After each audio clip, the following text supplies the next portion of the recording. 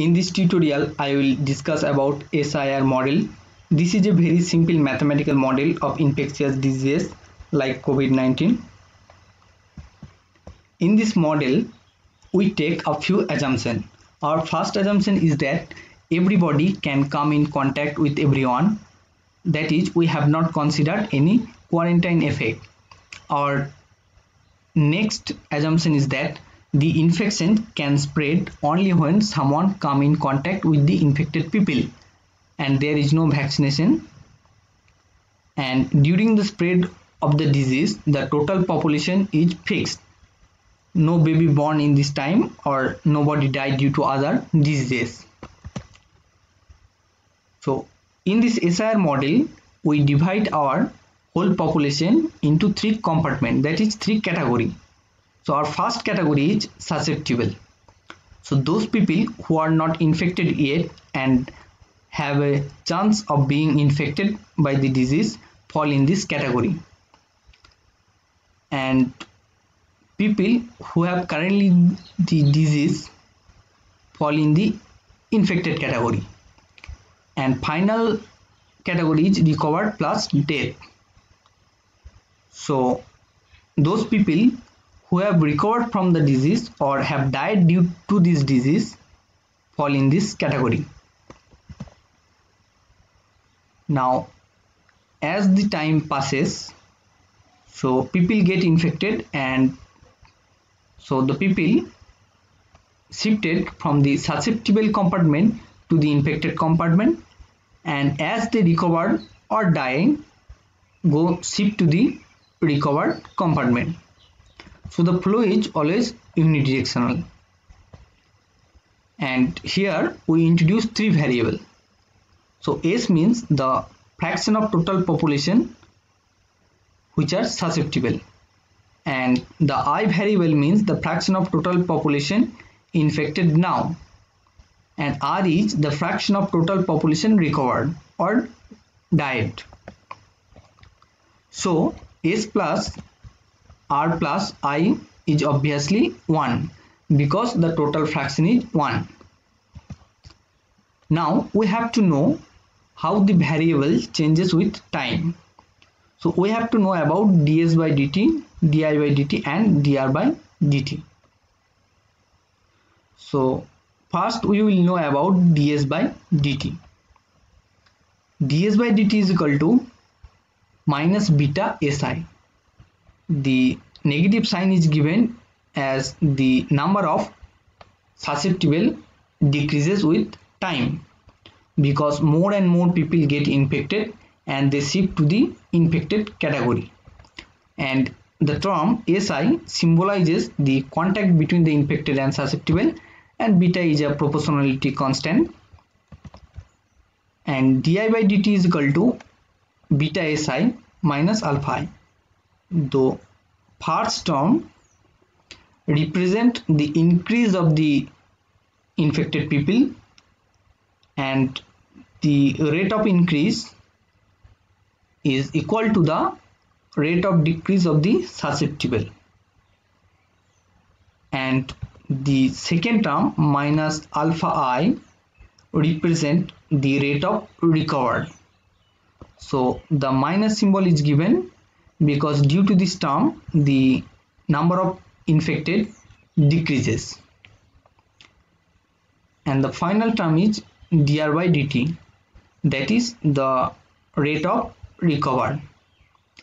So the rate of recovered or the recovery rate is proportional to the number of active cases, or that is the number of infected people, and alpha is a proportionality constant.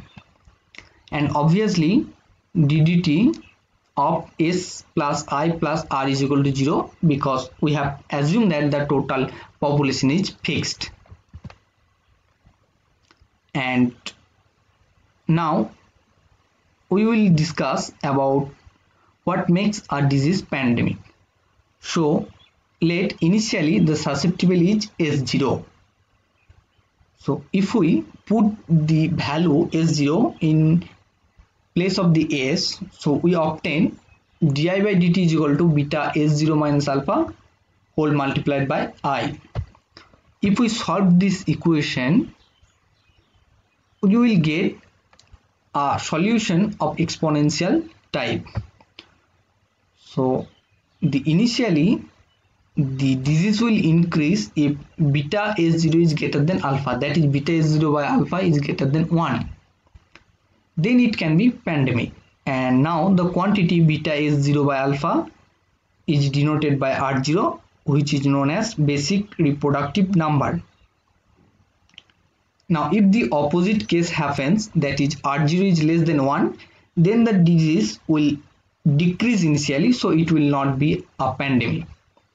Now we solve these three first order differential equation numerically, and we choose beta is equal to 0.127 and alpha is equal to 0.055. Now after numerically solving, we plot our infected data in a graph.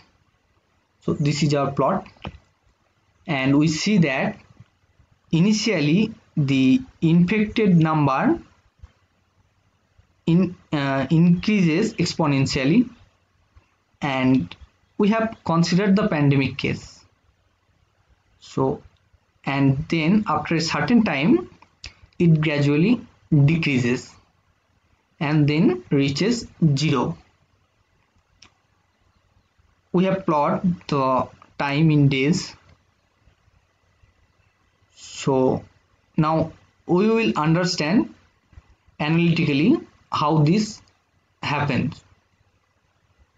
So di by dt is equal to beta s minus alpha whole multiplied by I. So for pandemic case, initially beta s is greater than alpha. Now as more people get infected with time, the value of s obviously decreases. So after a certain time, we will get that beta s is less than alpha. So in that time di by dt will be less than 0. Then the number of infected will decrease, and our numerical prediction also suggests this. Now a few questions can be asked. So how many can be infected? The next question is, what can be the maximum number of infected at a time, and when the pandemic can stop? To answer this question, we have to plot the infected, recovered and susceptible data in a single graph. So the stopping of a pandemic means that the active infected case will be 0. So we see that after the initial time, after the 350 days of the initial time, the infected goes to the 0. So at this situation, the pandemic had stopped. Now there was a question that how many can be infected. So after the stop of the pandemic, the total number of recovered, or the total number of recovered plus death, give us the total number of infected people. So from this plot we see that almost 85% of the population was got infected. So there was another question. So the maximum number of infected at a time.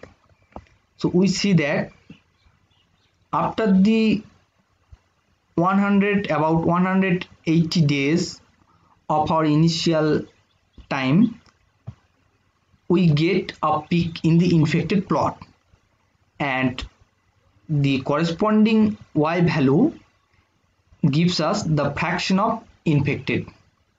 So about 21% of the total population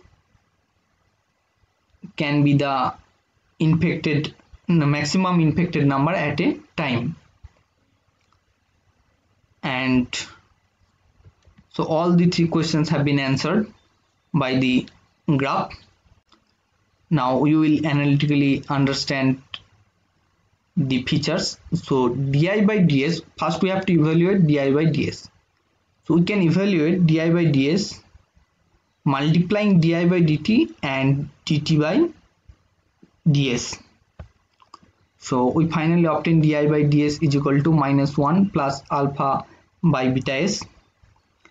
And for maximum I, so I will be maximum when di by ds is equal to 0.